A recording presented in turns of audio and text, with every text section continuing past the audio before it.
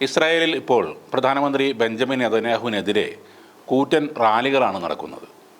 ഹമാസിൻ്റെ കയ്യിലുള്ള ബന്ദികളുടെ വീട്ടുകാരും സുഹൃത്തുക്കളുമാണ് കഴിഞ്ഞ ദിവസം ടെല്ലവീവിൽ തെരുവിൽ ഇറങ്ങിയത്. അക്ഷരാർത്ഥത്തിൽ നഗരത്തെ പിടിച്ചു കുലുക്കുന്നതായിരുന്നു അവരുടെ റാലി.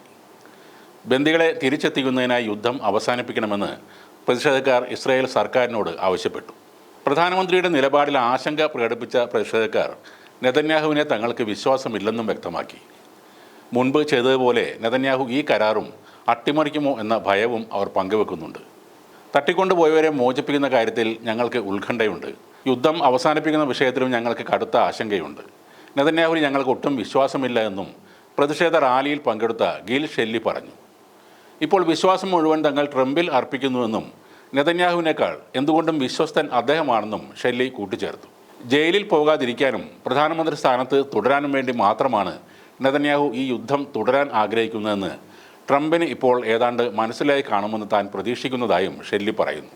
അതിനിടെ ഗാസയിലെ യുദ്ധം അവസാനിപ്പിക്കാൻ ട്രംപ് മുന്നോട്ട് വച്ച കരാറിനോടുള്ള ഹമാസിൻ്റെ തന്ത്രപരമായ പ്രതികരണം ഇസ്രായേൽ പ്രധാനമന്ത്രി ബെഞ്ചമിൻ നെതന്യാഹുവിനേറ്റ ഒരു തിരിച്ചടിയാണെന്ന് വിലയിരുത്തുന്നു. ബന്ദികളെ വിട്ടയക്കാമെന്ന് പ്രഖ്യാപിച്ചെങ്കിലും അതിൽ വ്യക്തത വരുത്താതെയും നിരായുധീകരണം എന്ന കരാർ വ്യവസ്ഥയോട് പ്രതികരിക്കാതെയുമാണ് ഹമാസിൻ്റെ പ്രതികരണമുണ്ടായത്.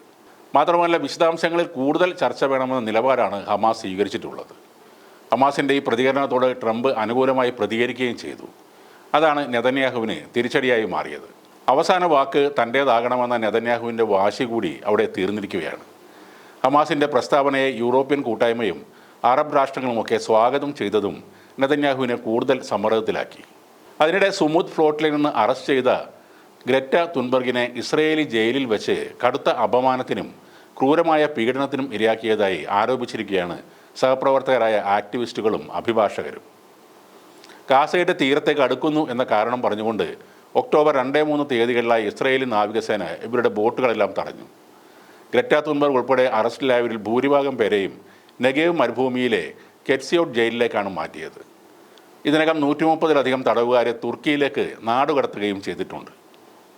ഫ്ലോട്ടിലയിലെ അംഗങ്ങൾക്ക് ഇസ്രായേലി സേന 2 ദിവസത്തേക്ക് ശുദ്ധജലം നിഷേധിച്ചതായി ഇറ്റാലിയൻ പത്രപ്രവർത്തകൻ ലോറൻസോ ഡി അഗസ്നോ തുർക്കി വാർത്താ ഏജൻസിയോട് പറഞ്ഞു.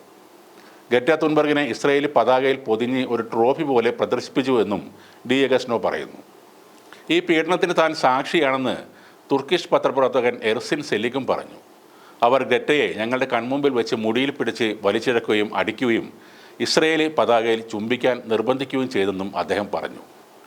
ഈ മർദ്ദന നടപടികൾക്കെതിരെ ലോകമെങ്ങും ഇപ്പോൾ പ്രതിഷേധം ഉയരുകയാണ്.